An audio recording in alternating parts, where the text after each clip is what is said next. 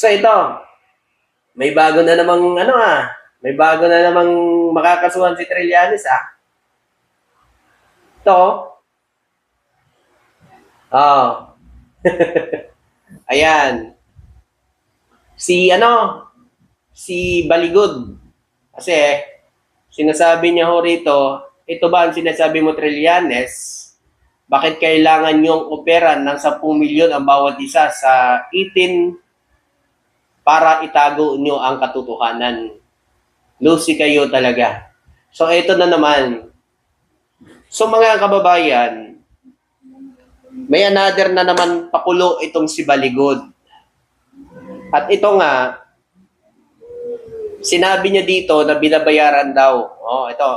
Ito ba sinasabi mo Trillanes? Bakit kailangan yung operan ng 10 milyon ang bawat isa sa 18 Marines para sa 18 kargador para itago nyo ang katotohanan? O ayan na naman. Anong sabi ni Trillanes? Mr. Baligod, i-take down mo yung fake news mo. Kundi, panibagong kaso ang isasampa ko sa'yo. Ito ang iyong huling babala. O, ayan. Sige. Kung ako sa'yo, Senador, dating Senador Trillanes, kasuhan mo na yan para madala. Ha? Lagi na lang yan, puro gawa-gawa. Diba? Asan ang katibayan? Asan ang katibayan na sinasabi nilang binayaran sila ng 10 milyon at inaalok sila ni Trillanes? O yan, kung kay Senador Trillanes, sampahan niya ng kaso para magkaharap sila.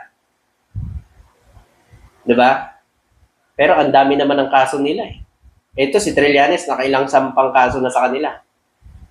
Ilang beses na nag-file ng kaso sa 18 Marites at ito kay Baligod. Grabe, no? Sa lahat nating mga kababayan, ang dali lang ho magsalita. Ang dali lang magsabi ng ganyan. Ang hirap lang ho patunayan. Di ba? Ba't hindi nila sampan ng kaso si Trillanes kung talagang yan ang sinasabi nila? Bakit lagi lang sa media? Bakit lagi lang ho nila sa media sinasabi? Di ba dapat sampahan nila ng kaso si Trillanes? Bakit lagi na lang sa Facebook para utuin ang Pilipino? Para utuin pa ang mga didilis? Di na nila kailangan utuin yan. Kasi kahit anong post nila, maniniwala ko mga didilis dyan. Kahit anong sabihin nila dyan. Di ba? Maniniwala ang DDS sa inyo. Di ba? Oh, ang sa atin lang, kung talagang totoo yan, abogado ka, Baligod, file mo, kasuhan mo si Trillanes. Ha? O dahil ba nabuking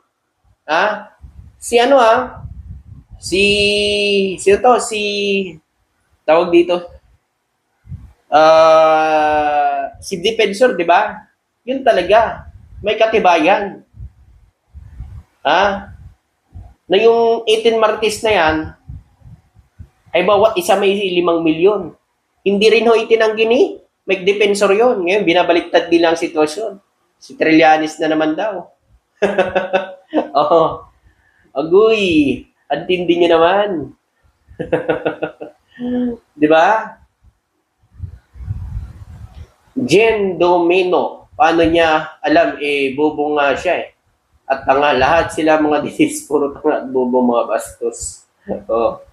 Isabel Domain, good PM po, good PM. Ayan, Ma'am Rayon Agoy, binaliktad. Kaya nga ma'am binabaliktad na naman nila ang sitwasyon. Si Trillanes na naman. Pero sila talagang gumagawa niyan.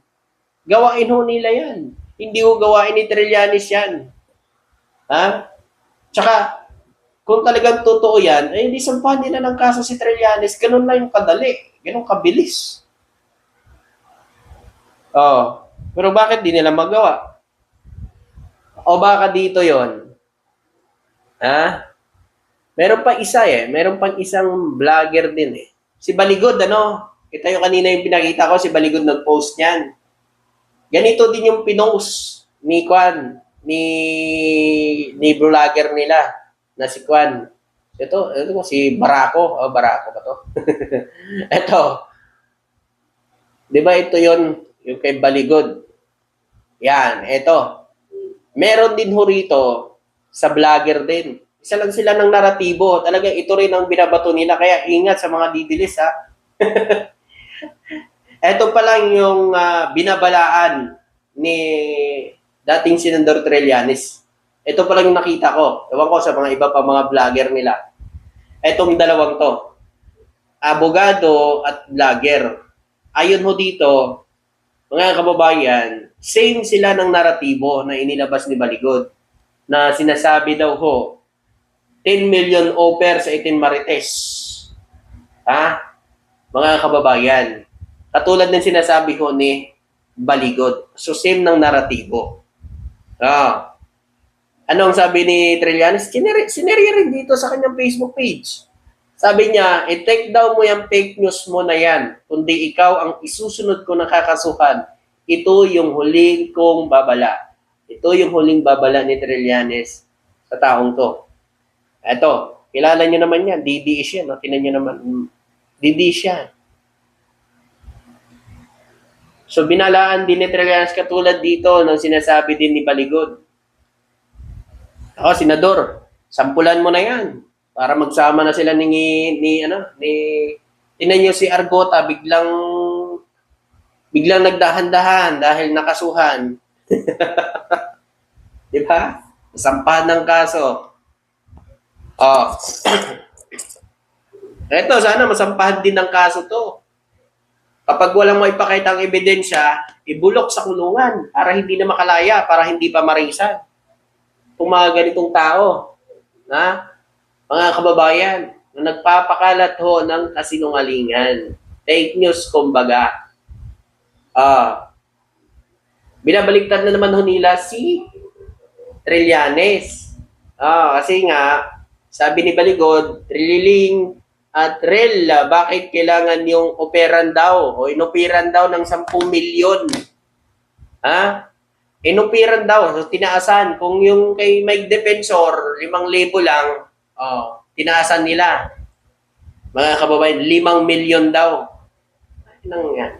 Ooperan mo, kitang-kita mo naman kung ano yung kalidad ng mga pinagsasabi nitong 18 Marites na to. Kita nyo naman kung paano magsalita. Kita nyo naman kung ano yung mga ebidensya. Tapos ooperan mo ng 10 milyon. Kahit nga bata, hindi maniniwala dun sa 18 Marites na yun eh.